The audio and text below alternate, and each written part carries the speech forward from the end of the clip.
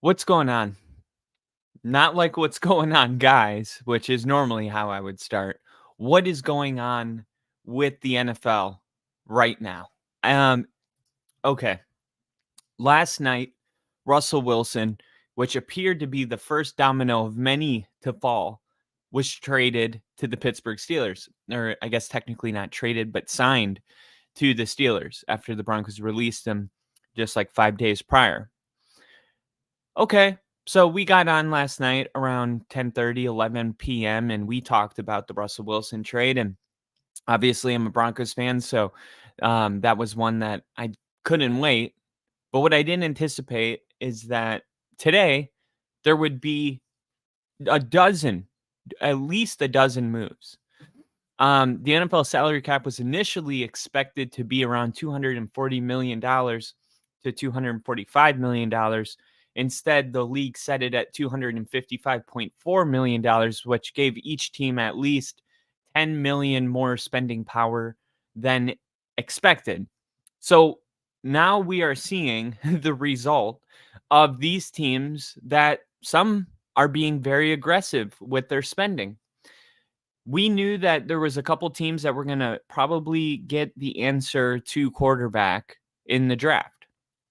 The Bears, Commanders, and the Patriots. Now the problem is most people have even those three top quarterbacks in their own tier, and after Drake May, Caleb Williams, and Jaden Daniels are off the board, maybe you got some second and third round draft picks. Not everybody is as high on JJ McCarthy and Bo Nix as some people are.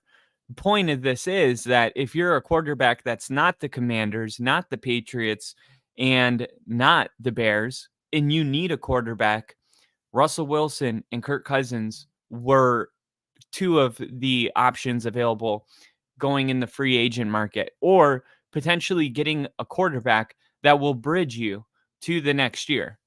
So this is huge news. Okay.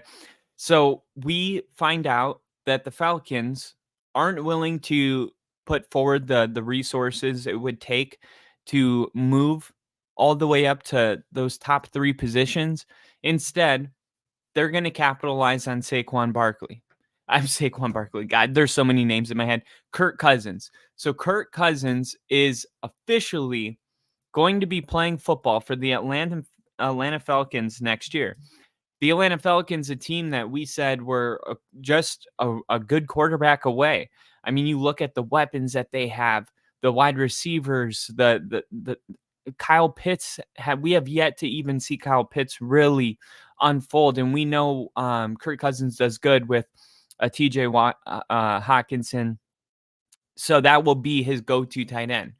I think immediately this trade makes the Falcons the best team in their division instantly. And no, I'm not like crazy high on Kirk Cousins, but Kirk Cousins is the best quarterback to be playing for the Falcons since they were going with Matt Ryan when Matt Ryan was still playing good football.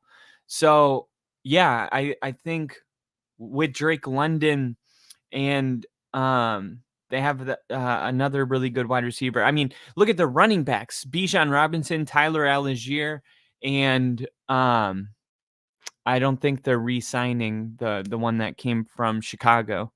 I'm blanking on his name right now. Names become a little more far out when we're not in the regular season, because I'm not saying their name every day. But yeah, I mean, offensive weapons, defense, new coach, Kirk Cousins, they're going to be projected, I think, to win around 10 football games immediately, which is a playoff. That's a playoff spot.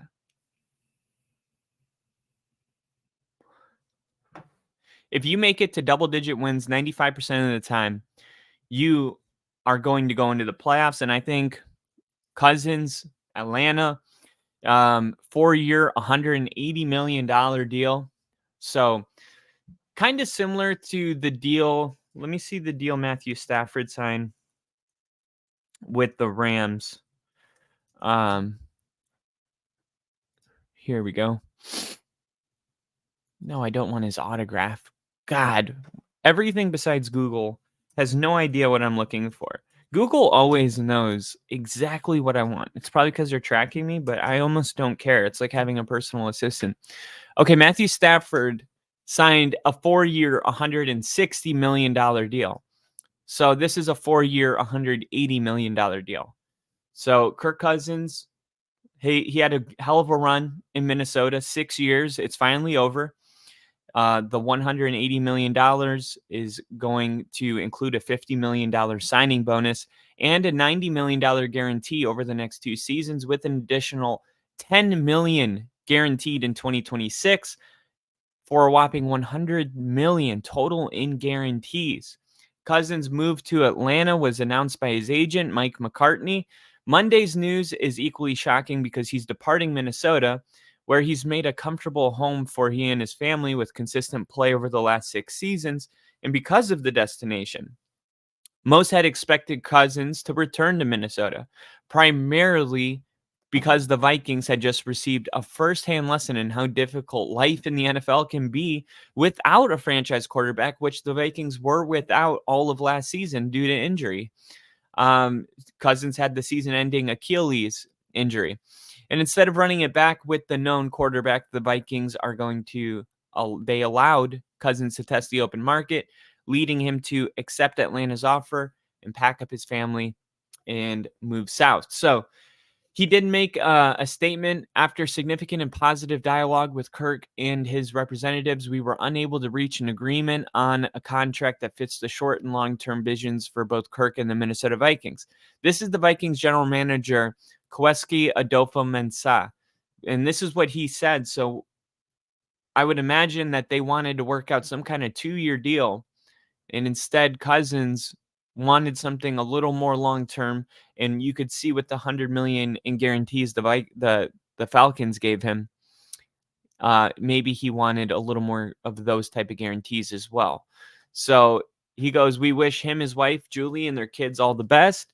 Our approach heading into free agency always included layers of contingencies regarding the quarterback position. We're moving forward with plans that allow us to continue building a roster that can compete for a championship. So after struggling through 2 seasons of uneven play under center, Atlanta's expected to be um, much better immediately. Much better immediately. And there's a lot more on this going into stats and stuff like that, but we'll move past this one because there's just too much news to stay on one. And plus, tonight, me and Rick are going to be having our episode on the Only Football podcast where we're going to be breaking down all of this. The Packers have signed running back Josh Jacobs, and you might be wondering, well, what's going on with Aaron Jones? They are releasing him. Green Bay made a few surprise moves in the backfield. The Packers are expected to sign running back Josh Jacobs, and following the news of Jacobs signing in Green Bay also said that they were going to release Aaron Jones. Jacobs led the NFL in rushing yards in 2022 and was named a first-team All-Pro. In 2023, though, last year, he missed 4 games, generating 805 rushing yards and 1,101 scrimmage yards. Jacobs' 3.5 carry, his 3.5 yards per carry last season marked a career low. But like at the end of the day, when healthy, Jacobs is a very great running, powerful downhill running running back. But he can also cut really nice. He's got great movement. I mean, all the talent is clearly there. He's also an underrated pass catcher out of the backfield, and he's one of 4 players with 50 plus rush yards per game and 20 plus receiving yards per game of the last 3 seasons. The other one is Christian McCaffrey, Alvin Kamara, and who? You guessed it, Aaron Jones. So Aaron Jones is going to be doing kind of, or rather, Josh Jacobs is going to be doing some of the similar things that Aaron Jones was already doing for Green Bay, but they also get to reset the clock, not financially, but with age. Aaron Jones is a little bit older. I don't know how to feel about this yet because I really thought Aaron Jones showed how valuable he was in the postseason. Some team is going to get really lucky. I just think Aaron Jones is probably the better player right now. But if this is a long-term plan, it's possible that they said, Aaron Jones is better right now. But in 2 years, Josh Jacobs is going to be better than Aaron Jones, we project.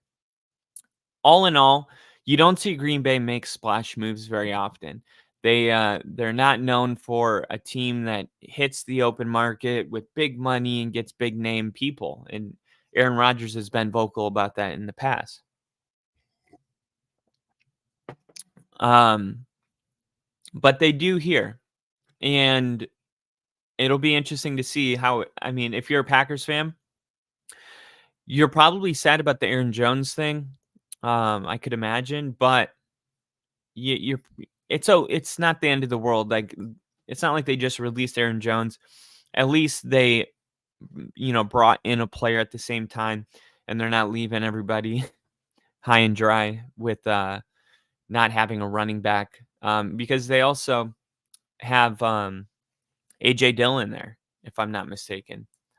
I'll verify that, but I think AJ Dillon's there.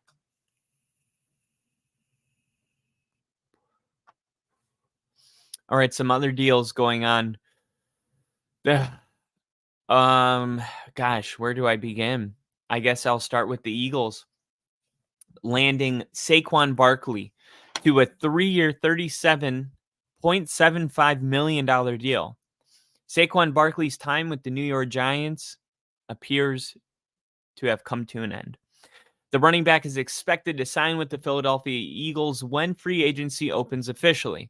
Barkley's deal will be for 3 years and $37.75 million, which will place him just behind Christian McCaffrey, Alvin Kamara, and Jonathan Taylor for one of the richest current contracts for a running back. So Barkley was looking for a contract that would make him the highest paid or paid like the highest paid running backs on the market. There's only 3 of them. CMC is definitely worth every penny. Alvin Kamara is not. So you have one good deal, one bad deal, and one Jonathan Taylor. We'll find out. And Barkley goes in. And you could see right here, just based off of one question mark, Jonathan Taylor, considering if it's going to work out or not. Christian McCaffrey worked. Alvin Kamara didn't. So you have an unknown and a no. And Christian McCaffrey, who feels like the exception because there's not a lot of him. He's the only one where it made sense to pay the running back this much money. So we'll find out. I think Saquon Barkley, a lot of the numbers where he's injured, look at Daniel Jones's record with him not playing and with him playing in the game. It's crazy. You just don't realize how much of a difference Saquon Barkley makes in the Giants until he's injured and you're watching the Giants play. When Saquon Barkley's fully healthy, man, I'm like jealous, legitimately jealous. The Eagles, and I guess we'll talk about it right now. They had DeAndre Swift and they released him, and the Bears signed him. So the Bears now have a very good running back in DeAndre Swift, and it made sense that the Eagles would have let Swift go because they used that money that they freed up to be able to pay Saquon Barkley. And the Giants apparently were saying that they wanted Saquon Barkley back, but at their price. He's a guy we'd like to have back. Giants general manager Joe Schoen told reporters at the Combine. Barkley's 27 years old, so he's still got a lot of ball left in him. He was effective last year. He almost broke 1,000 rushing yards. He had 6 touchdowns, 41 receptions, 280 yards in all 14 starts. But it was a step down from his brilliant 2022 season, which he totaled 1,650 yards. So, plus injuries have been a part of his career since 2018. He was a number 2 overall pick in the draft that year. He missed 3 games last season with an ankle injury, which also affected his 2021 season. Barkley suffered a torn ACL and MCL in 2020, which limited him to only 2 games. So we know both things. Saquon Barkley has dealt with injuries. Number 2, there's a reason he was a number 2 overall pick, and when Saquon Barkley's playing at his best, he is most of the time the best player on the field. So this is now 2 off seasons in a row that the Eagles have made a major move at the running back position. Last year, they swung a trade during the draft to land DeAndre Swift via trade from the Lions, and now the Eagles are poised to lose Swift, who's expected to sign with the Bears at the start of free agency. The move actually brings Barkley slightly closer to his home. He grew up in Pennsylvania at Copley, which is just outside Allentown. It's about an hour from the Eagles facility, and it adds another star talent to the Eagles offense alongside Jalen Hurts, A.J. Brown, Devontae Smith, Saquon Barkley. It's a fucking Pro Bowl roster. This is an insane roster. And this is the year that their head coach, Sirianni, is going to be fired because you cannot be bad with this much talent. Jalen Hurts is really him. Anybody that's talking about Jalen Hurts saying, I don't know if they should have paid him or if he's the guy. How did your eyes lie to you during the Super Bowl against the Chiefs, where he outperformed Patrick Mahomes in the Super Bowl and put up 35 points against the Chiefs defense? We saw what we saw. Yeah, he had the fumble. And you can make an argument that play kind of let the Chiefs back into the game. But what you can't say is that if that PI wasn't called and Jalen Hurts touched the ball one more time, you knew that the Eagles were going to score because they had been scoring every single time they touched the football. So, no, I don't think that you can go from playing like that to playing how he played last year and come to the conclusion that he was just surrounded by a very good team. Who cares? You know who also was surrounded by a really good team? Brock Purdy.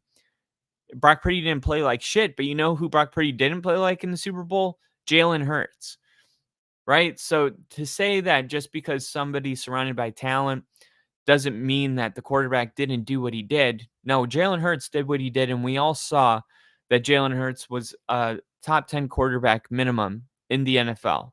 Yeah, last year sucked. Whatever. But now that they're adding Saquon Barkley, they they don't have like the room to suck. So if they suck next year, Sirianni's gone, man. Um, and honestly, you could make a case that he should have been gone at the end of this year.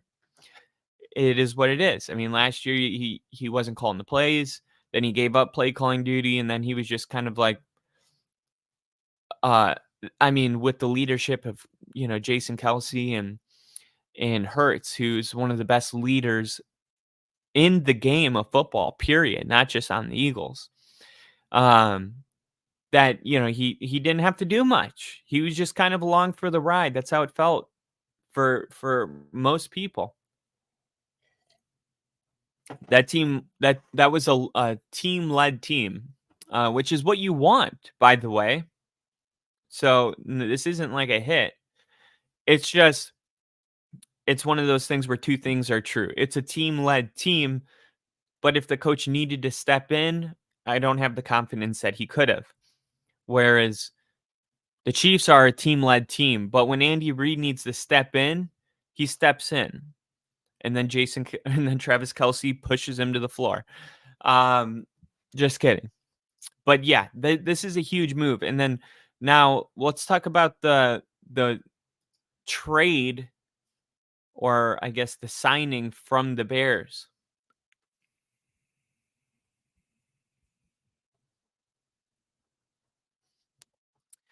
DeAndre Swift and the Bears agree to terms on a 3-year, $24 million deal. Now, this is a extremely underrated move, in my opinion.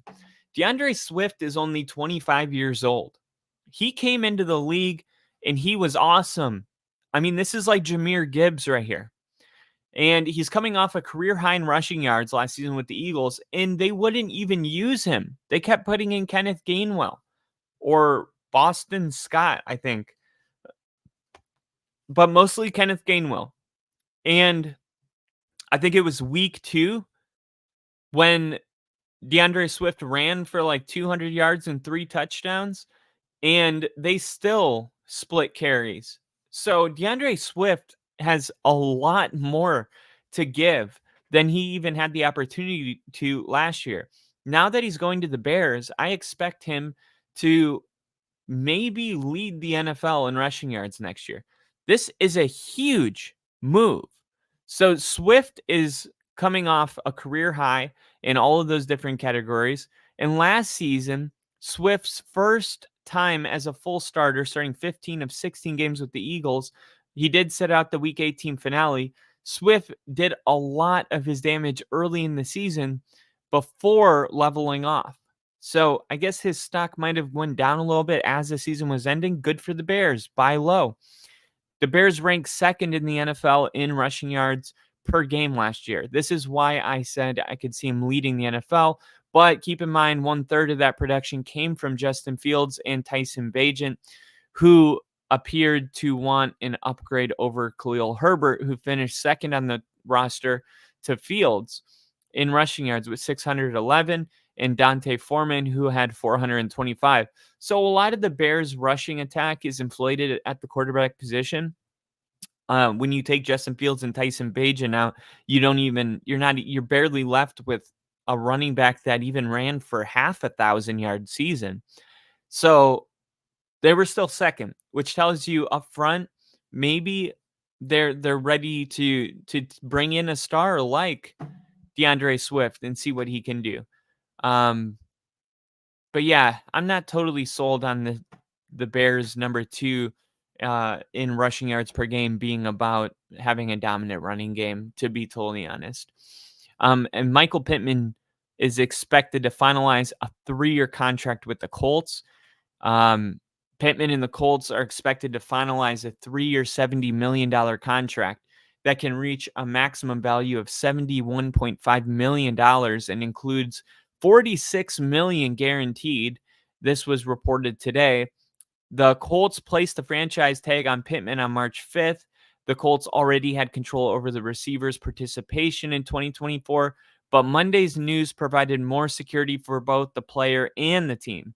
The anticipated agreement keeps Pittman in Indianapolis in not only his upcoming 5th season, but 2 additional years, securing his window with the Colts in his future before the new league officially begins. It is interesting to note that the agreement ended up being for just 3 years, which gave the 26-year-old one more opportunity to maximize his earning value on the open market before turning 30.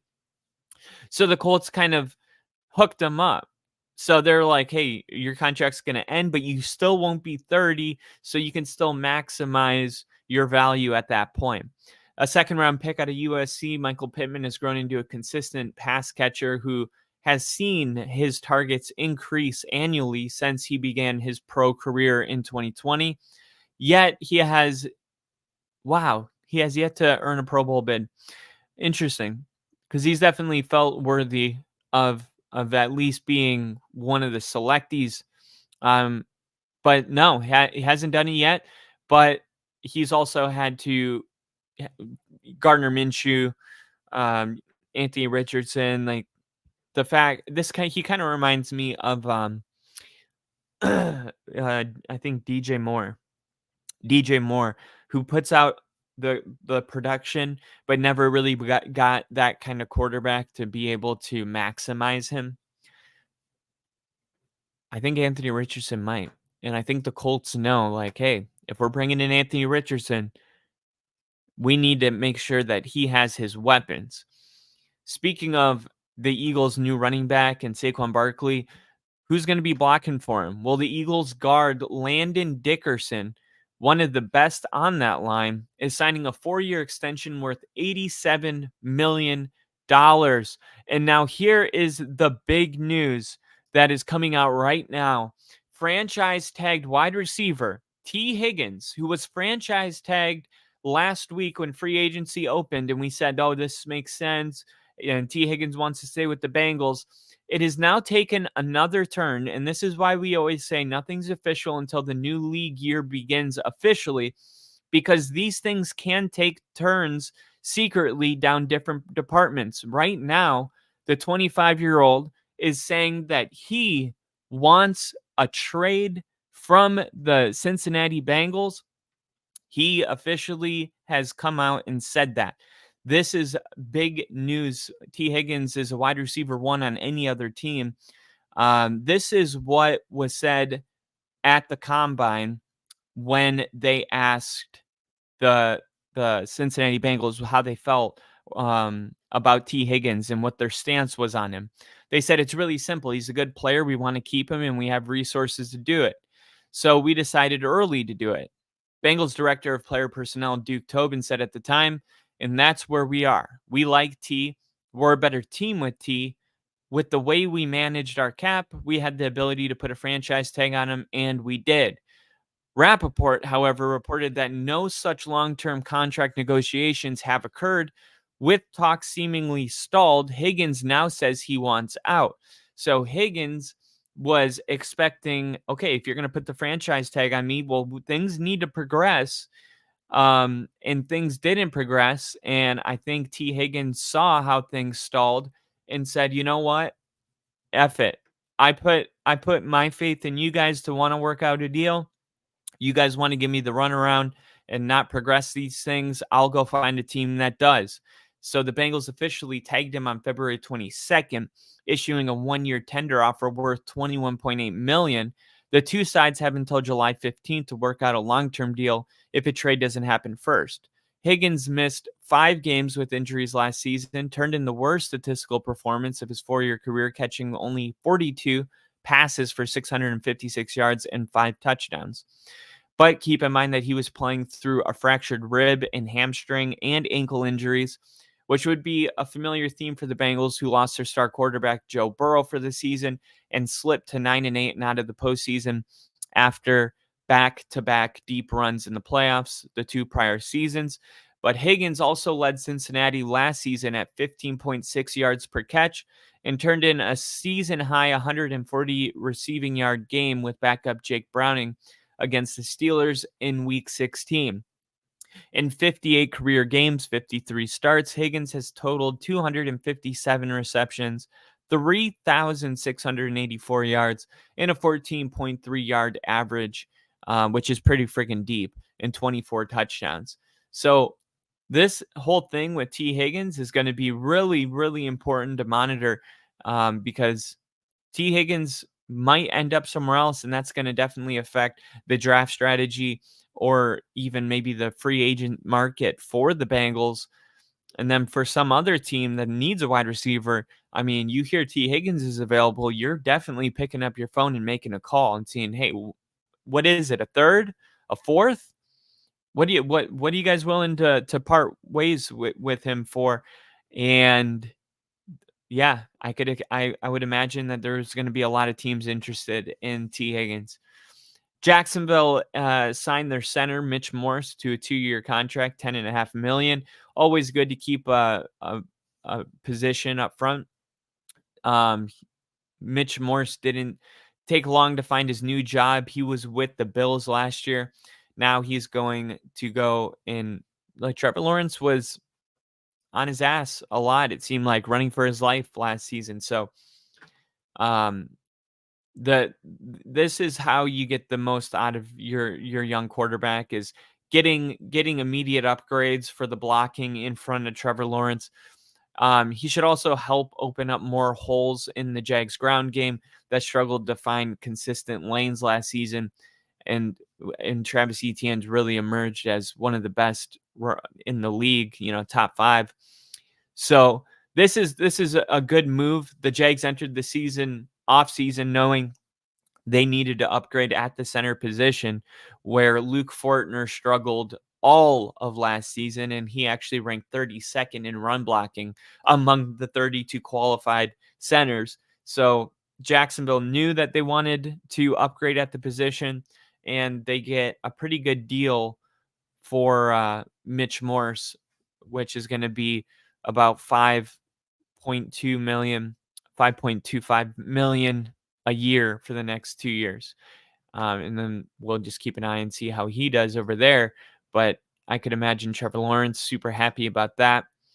And Eric Armstead for the Niners has been released from the San Francisco 49ers.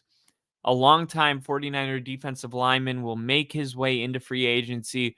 Eric Armstead has declined a pay cut and will be released. The move means Armstead, a Niner for the last 9 years, and the number 17 overall pick in the 2015 draft, will be on the lookout for an NFL home beyond San Francisco.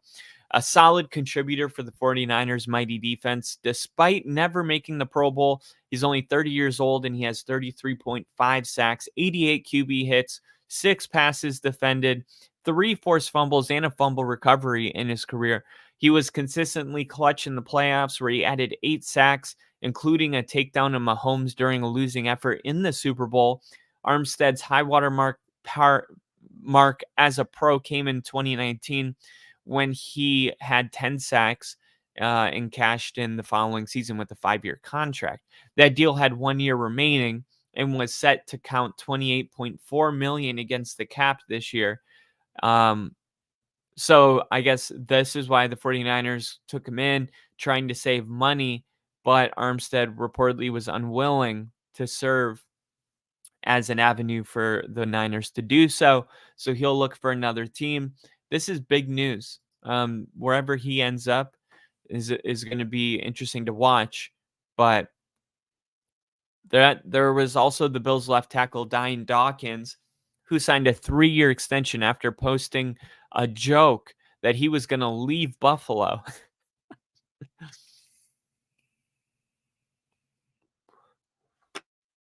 Titans, by the way, signed ex running back Tony Pollard to a 3-year, $24 million deal. A major change is underway in Tennessee. They are signing Tony Pollard. That was reported by Ian Rappaport. The Titans signing Pollard could simultaneously signal the end of Derrick Henry era in Nashville. Henry is the franchise leader in rushing touchdowns, and he's amassed almost 10,000 rushing yards, second to only Eddie George in Titans Oiler history. If Henry is gone, it marks the end of a notable era. Henry is 30 years old, and he's led the NFL in carries in 4 of the past 5 seasons, but his rushing yards per game production has dipped each of the past 3 years. His age is also a factor, as well as his workload, with Henry surpassing the 2,000 carry mark last season. So it's not just age, but it's also wear and tear. New Titans head coach Brian Callahan might be looking for a change in the run style in his lead back.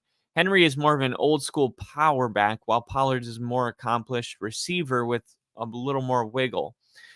The move is also a homecoming for Pollard, who turns 27 years old in April. He played his college ball at Memphis, and he's been raised around a city growing up. In 5 seasons with the Dallas Cowboys, Pollard did pretty well. So I was surprised to see how the Cowboys are kind of going about all this, because it looked like when they were deciding to part ways with Ezekiel Elliott last year that Tony Pollard would be the guy for the next couple of years. I didn't expect it to be a one and done. So now Tony Pollard, who we've seen has a ton of promise, and he's definitely a weapon. Like he's an RB1, and now he's going to the Tennessee Titans, going back home where he played, and he's going to work with Callahan. And they said all of that about uh that the coach wanted a different style of running from the ground and pound old school style. But keep in mind how Callahan used what's his name out of the Bengals, but star running back. I don't know why I'm blanking on his name right now. Bengals running back.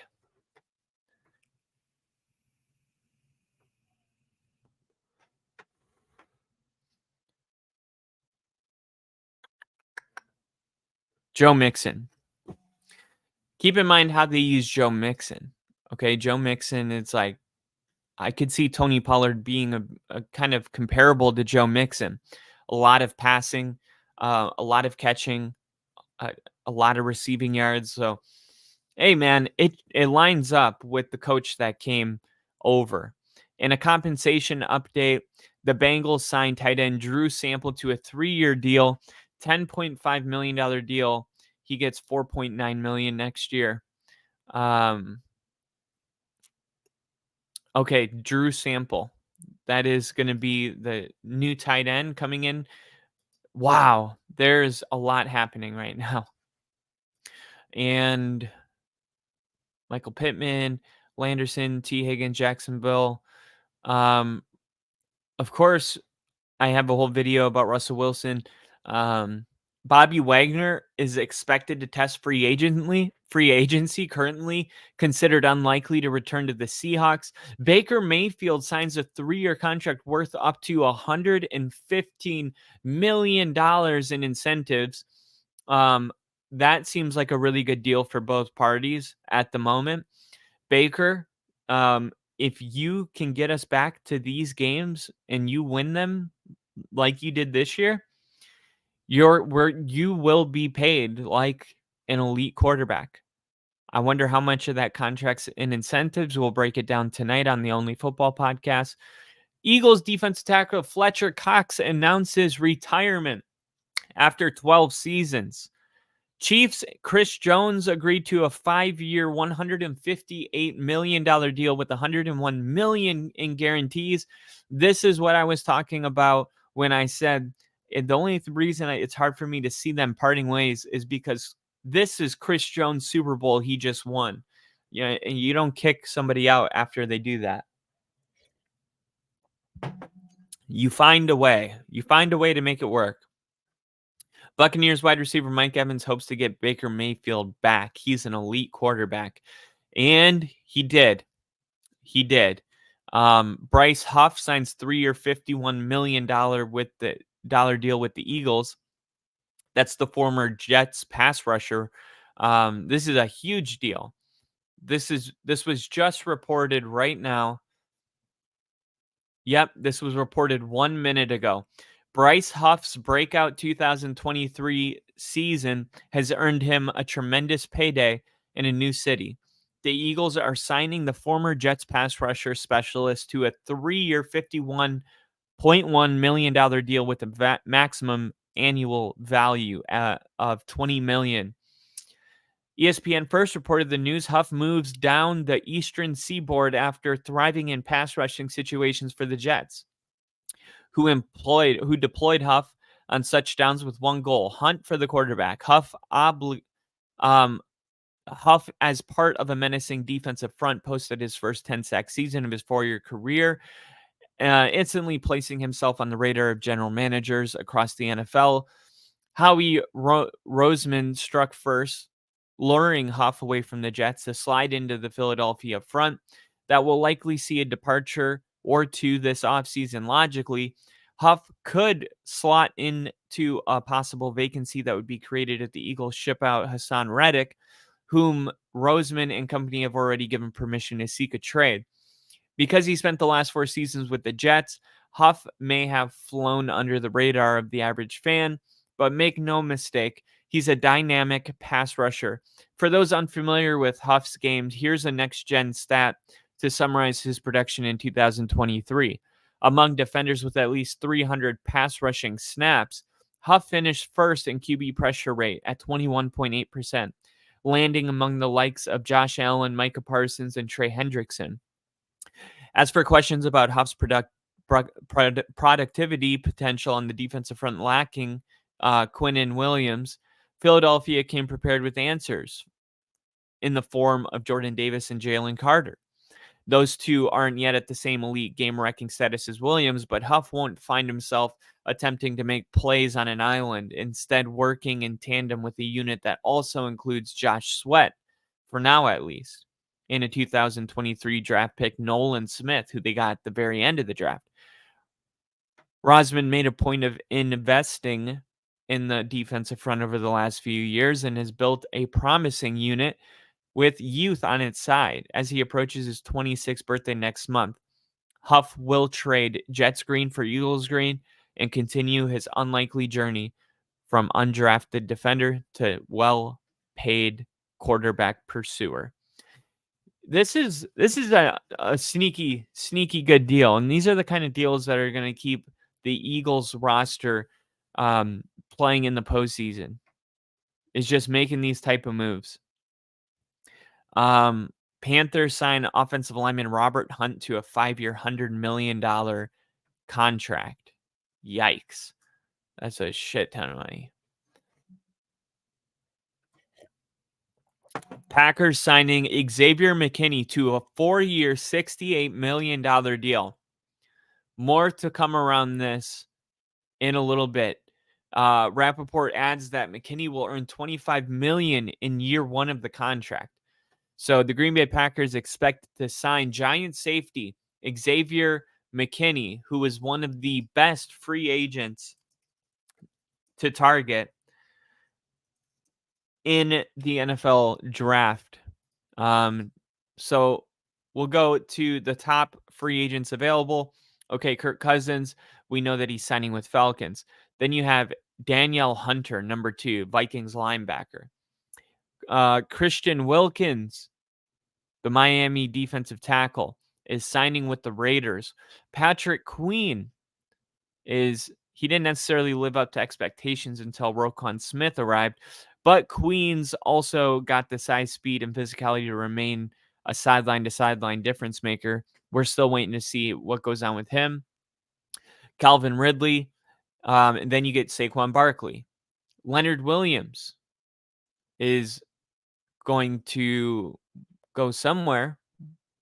Justin Simmons now available at number 8. Bryce Huff signing with the Eagles. He was the number 9. And then Xavier McKinney, number 10. Look, all I'm saying is the Packers defense is about to get elite. They were already good last season. You got all these young people stepping up, ball hawks. They play with passion. They fly around the football. They make open field tackles. And now here we go. And Xavier McKinney is now going to be one of the centerpieces that the Green Bay Packers offense or defense is going to have.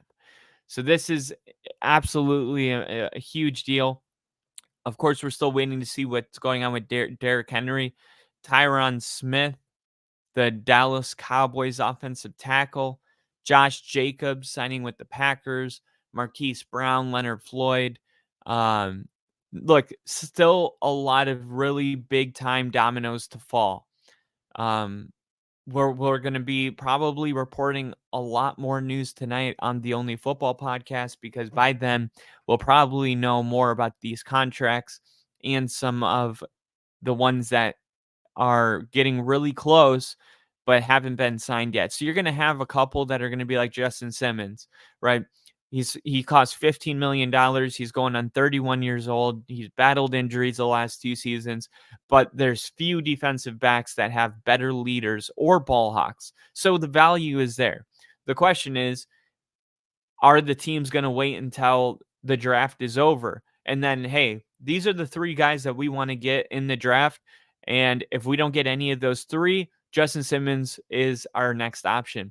So you're going to have players that don't get picked up, trade, or signed until after the draft is over.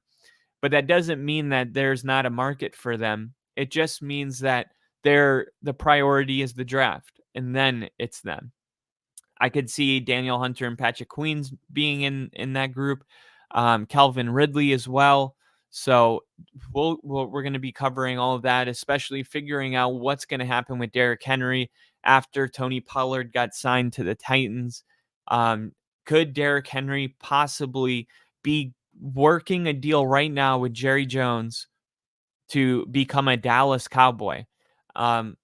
Maybe not likely, because then why wouldn't it have been just, I guess, a trade? But, well, I guess because they released Tony Pollard. We'll see. Derrick Henry is going to go somewhere, and it's really boggling my mind trying to figure it out. I'm really curious about where Derrick Henry is going to end up. I still think he's got a lot of football left in him.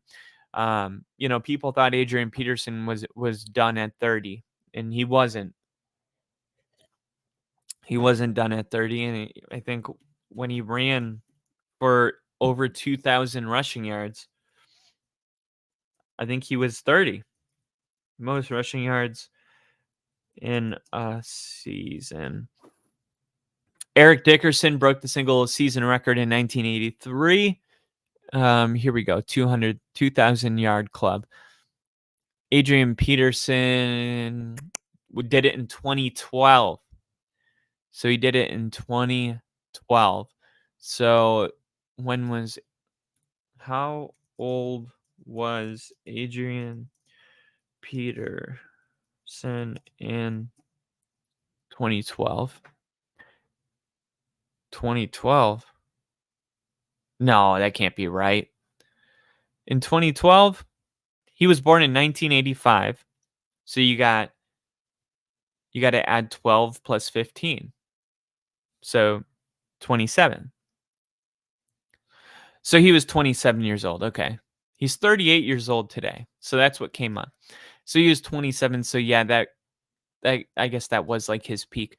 Regardless, I still think Derrick Henry is going to be able to rush for over 1,000 yards. That's my point. Like, he's still a fun player to have. He's only going to probably be available one time. So this is like your one chance. Derrick Henry will probably be remembered as a Titan forever, but there's only one other team that's going to have the honor to let him come onto their team. So definitely super stoked about that. Catch our stuff later today, and I'll see you guys tonight.